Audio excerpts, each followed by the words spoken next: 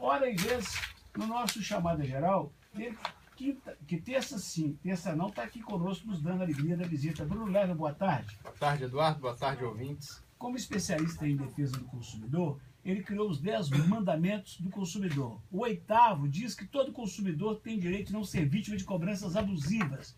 Doutor, o que o Código de Defesa diz sobre a cobrança de dívidas do consumidor? Então, Eduardo, nós vivemos um momento agora muito delicado em que muitos consumidores já não estão conseguindo mais pagar as suas dívidas. Então, o Código vai dizer no artigo 42 que o consumidor na cobrança de dívidas não pode ser constrangido, humilhado ou ameaçado. Doutor, qual a forma adequada de cobrar, do consumidor?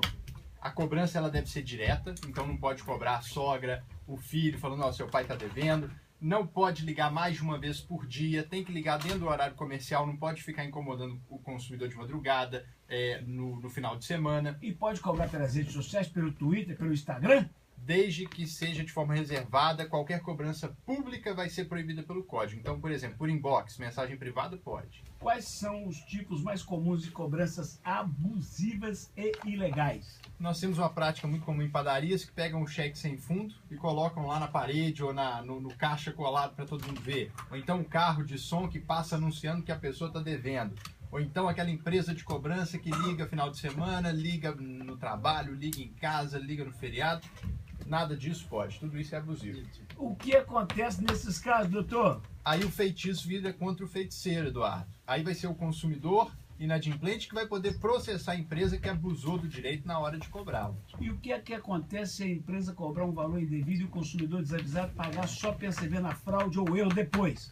Aí o consumidor tem direito de receber de volta em dobro aquele valor que ele pagou e que não era devido ao pagamento. O consumidor deve, doutor, estar atento à fraude na hora de pagar as contas? Deve. O consumidor tem que tomar muito cuidado. Hoje nós estamos vendo o fenômeno de boletos falsos que são enviados para o consumidor e também de alguns boletos, por exemplo, de seguro, que chegam junto com o boleto que ele recebe todo mês. Desavisadamente ele vai lá e paga os dois. A empresa pode inserir o nome do consumidor em cadastro de maus pagadores? E nesse caso, o consumidor deve ser previamente informado? E se não for? Olha, pode inserir, mas a empresa, o cadastro, o banco de dados tem que comunicar ao consumidor antes. Se não comunicar, ela vai responder por danos morais, porque a comunicação é a chance do consumidor esclarecer o mal-entendido e evitar que o nome dele vá para o SPC. Doutor, o que acontece se o nome do consumidor é inserido indevidamente no cadastro de maus pagadores? Por uma dívida que não existe, por exemplo. Então, Eduardo, o nome é o bem mais precioso que o consumidor tem hoje na nossa sociedade de consumo. Então, sujou o nome do consumidor indevidamente, ele tem direito a dano moral, não precisa nem provar o dano, só precisa mostrar que a inclusão foi indevida. A propósito, por quanto tempo o nome do consumidor pode ficar no SPC? Pode ficar pro resto da vida? Não, pode ficar por no máximo 5 anos, ou se a dívida prescrever antes, tem que tirar antes. E depois de paga a dívida, qual o prazo para que o nome do consumidor seja retirado do cadastro de maus pagadores? Pagou a dívida, a empresa tem que tirar o nome dele de lá, no máximo em até 5 dias. Se demorar, ela vai responder por danos morais também. Então agora vamos pro, como diz Maria Gabriela, pai bola. O que acontece se o consumidor não pagar? Conta de luz. A companhia de energia elétrica pode notificá-lo e em 15 dias cortar a luz da casa dele. Conta de telefone. A empresa de telefonia tem que seguir um escalonamento. Primeiro corta chamadas recebidas, depois corta chamadas discadas e, por fim, cancela o serviço e põe o nome no SPC. E se não pagar a mensalidade da faculdade? A faculdade não pode impedir o aluno de assistir a aula, de fazer prova, nem de colar grau. A única coisa que ela pode fazer é impedir a renovação da matrícula. E o plano de saúde? Não pagou?